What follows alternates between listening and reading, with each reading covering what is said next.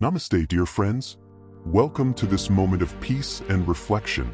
Today, I wish to share with you one of life's most profound lessons, the sacred power of taking action in the present moment. Many who visit our monastery ask me, how can I find peace when my mind is filled with all the things I should be doing? The answer I give them may surprise you. True peace doesn't come from having nothing to do. It comes from not carrying the burden of postponed action. Let me share a story from my early days as a novice monk. My teacher assigned me to tend a small garden. Each day, I would look at the weeds growing among the vegetables and think, I will pull them tomorrow when I have more energy. Soon, the garden was overrun, the vegetables struggling to survive. My teacher came to me and said nothing about the weeds. Instead, he knelt and began pulling them, one by one. I joined him, embarrassed by my procrastination. After an hour of silent work, he said to me, the weeds of delay grow in the mind first, then in the garden. Pull them when they are small. This simple wisdom transformed my approach to life. I learned that postponed action doesn't just affect our external world, it creates inner turmoil. Consider your own life. What weeds have you been allowing to grow? Perhaps it's that conversation you need to have with a loved one. Maybe it's the dream you've pushed aside for someday.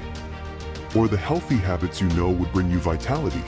The ancient teachings remind us that life is impermanent. Each moment exists only once before flowing into the next.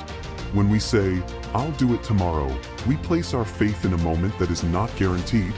I once counseled a woman who for 15 years had dreamed of traveling to a sacred mountain. What stops you? I asked. I'm waiting for the right time, she replied.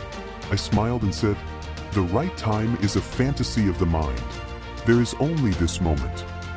6 months later, she sent me a photograph of herself at the mountain summit. Her message read, I realized I had been waiting for a perfect moment that would never come. This is what I call the paradox of action. We delay doing things until conditions are perfect, but perfect conditions arise only when we begin. In our monastery, we practice a form of meditation called just now. When the bell rings, we don't think about finishing our current task or planning the next. We simply move into the new activity with full presence. This practice has shown me that transition, that moment of beginning, is where most resistance lies. If you feel resistance toward taking action, I offer you this practice. Commit to just 5 minutes. Say to yourself, I will write for just 5 minutes, or I will exercise for just 5 minutes. Even once begun, the action carries its own momentum. Another insight from our traditions is that action and non-action are both choices, both carrying consequences. When you choose not to act, you are still making a decision. As the ancient text states, non-action is also action. A young man once came to me, distressed about his unfulfilling career. I don't know what to do, he lamented. I asked him, what happens if you make no choice? He realized that by not deciding, he was actually choosing to remain stuck. The next day, he took a small step toward exploring a new path. That single action brought him more peace than months of deliberation. Remember, my friends, we don't need to see the entire path to take the first step. The misconception that we must have everything figured out before beginning keeps many dreams buried. In the practice of mindfulness, we learn that clarity comes through action, not before it. Like walking in early morning fog, you can only see a few steps ahead, but as you walk, more of the path is revealed. As we near the end of our time together, I invite you to reflect. What one action have you been postponing that, if taken, would bring greater harmony to your life? Can you commit to taking a step, however small, toward it today?